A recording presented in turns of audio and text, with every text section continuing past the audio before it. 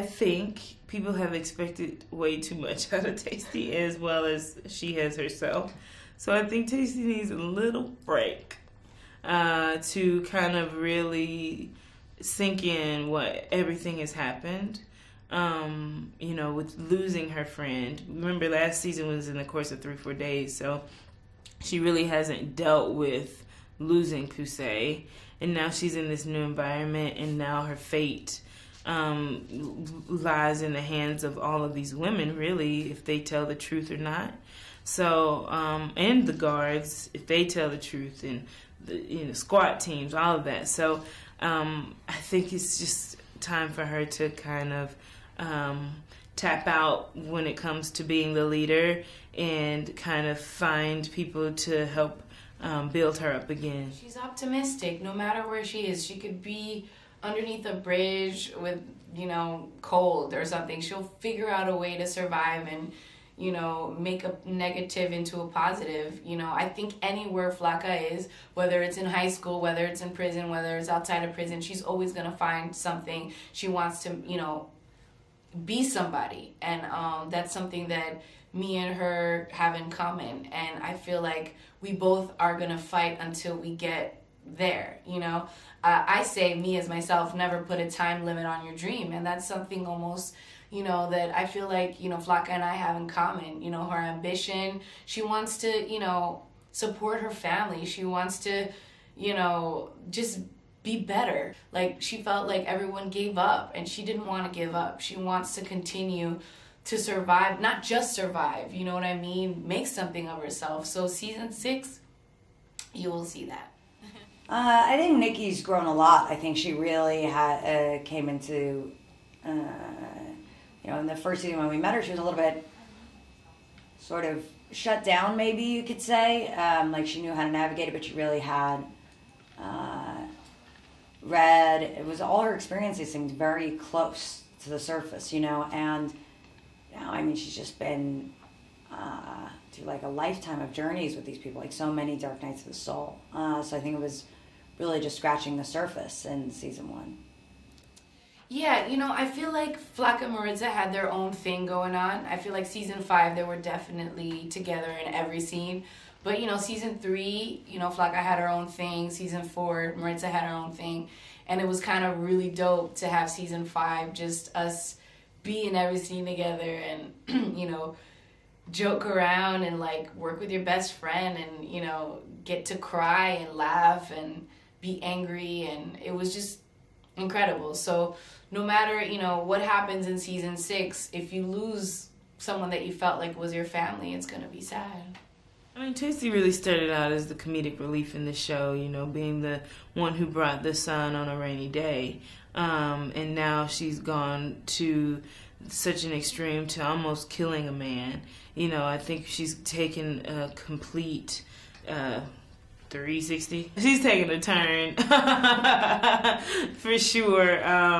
But it's been so much fun to play because that's how complex we are as people. I think there's also that reminder to the audience that the first thing that we've tried to remind them is that anybody can get in this situation. Like, it can take one thing to land us here or in prison, And I feel like that's the same thing. It can take one major thing to land somebody holding a gun up to somebody's head.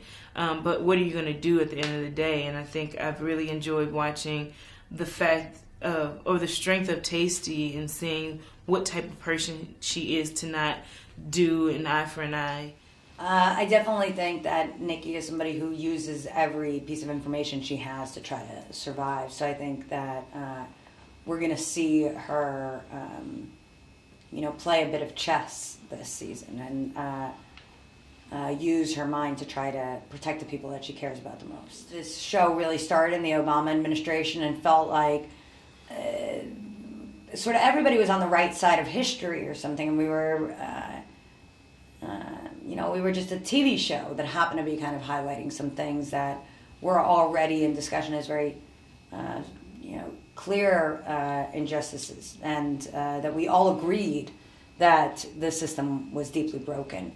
And I think now we find ourselves in this strange moment that's just terrifying. We should be doing what we can as a community to build each other up instead of, actually killing each other. So it's been like a horror show to watch it happen in real time in the States, and I feel very lucky that we're on a show that gets to kind of highlight these issues in such a beautiful and meaningful way. Say, for instance, things like the Black Lives Matter, if you didn't know anything about, these stories like Philando Castile or Mike Brown or Sandra Bland, when you watch a show and people connect so much with Poussey, you're reminded of, oh, these are stories that are actually happening in the world, just like the Me Too movement. If we're talking about guards, pushing themselves onto inmates, then, you might be reminded of how relevant that might be in your own, situation and community or environment. So I think the show has done a great job, and I think it's definitely been a trailblazer in Hollywood as well, reminding people of how diversity does sell and is cool and is in style and shouldn't be a trend, and I think people are paying attention, and it's been really cool to lead the charge in that way. Well, there's that great documentary by Ava DuVernay called The 13th, and, I guess there's this loophole in the 13th Amendment that, after they abolished slavery, they said, unless somebody was a criminal. And then you began to see just so much propaganda to, change the narrative around, the African American storyline to go from, being sort of, safe people, leave with your grandchildren, into violent criminals and rapists. And the entire thing was so deeply manipulated in an effort to keep African Americans down, to, I guess, rebuild the South by monetizing the prison system and having African Americans continue to be enslaved and work for free. And I feel like that, devastating reality that is the, broken bones and bodies that America is formed on, not to mention, obviously, our history with taking the country in the first place from Native Americans is, so heavy to truly process, so on a structural, guttural level, the American prison system is, an outrage. See now what's happening in kind of Trump's America, and see this way in which it felt like we were really on a certain path of all agreeing that everything was broken. We had to do what we could to start changing it, and then see us kind of just make this sharp, devastating turn to the left and decide that, in fact, we're going to try to continue to keep things as unjust and devastating as possible is,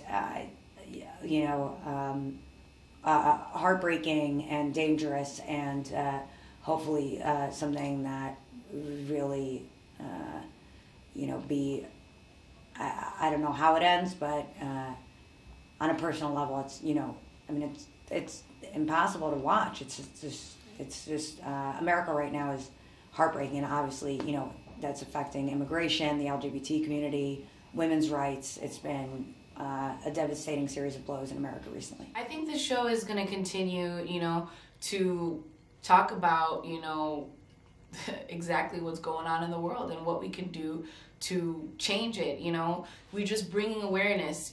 Everything that you see on Orange is the New Black is pretty much real in a way, besides, maybe Flaca becoming a YouTube star. Shoot, that could happen, because I've seen it on Instagram, people in prison having videos and showing you what they do and where they are and how they, they're treated. So it's true. Actually, season 5, I was just like, riot? This seems impossible. And literally while we were shooting, a few riots happened in prison. And we were texting each other. We're like, oh, this is real. This happens. So again, it's just us talking about things that are happening in you know, prison, and what the heck we can do. And in maximum security, it's even worse than what you saw before. So the show is going to continue to do the same, you know, fight for what is right. That, I mean, what kind of TV show gets to talk about all these things and gets to share so many stories about women that look different in every single way? It's like the whole world in a show. And of course, like, it sounds like, oh, women in prison. But again, if you know, take away the stereotype and actually go in and watch the characters and find out their backstory, you're going to be very involved, and you're going to understand more, and you're not going to judge them like I did. I used to judge, you know, and I was just like, wow. I was very impressed, you know, by like what the heck was going on. And, you know, I've met women outside of prison, you know, when they came out, and they told me how they were treated, and they thanked, you know, me and the cast. Thank you for doing this show, like, for bringing a light into, like, with, you know, pretty much a place that where you feel invisible, and we're bringing a voice, you know, to them. And who knows if I ever end up in there, but hopefully I'll be safe, because we're fighting for injustice, and I'm fighting for injustice on and off screen. And I think when you've given a voice, you should use it. I mean, I do feel like each man to their own, you know, every actor doesn't feel the need to speak up, but I think when you've been handed a baton like this on Orange, you've just really been given a gift to speak on subjects that will change the world if you use your platform for good. I think that's a wonderful thing, you know, and it's very rare for people to care and listen the way that we have had people care and listen. The fact that we are international and not just hitting a very small platform speaks wonders. And so, you know, I think it's great that all of the women have found their own personal causes to, like, be a part of and speak out for.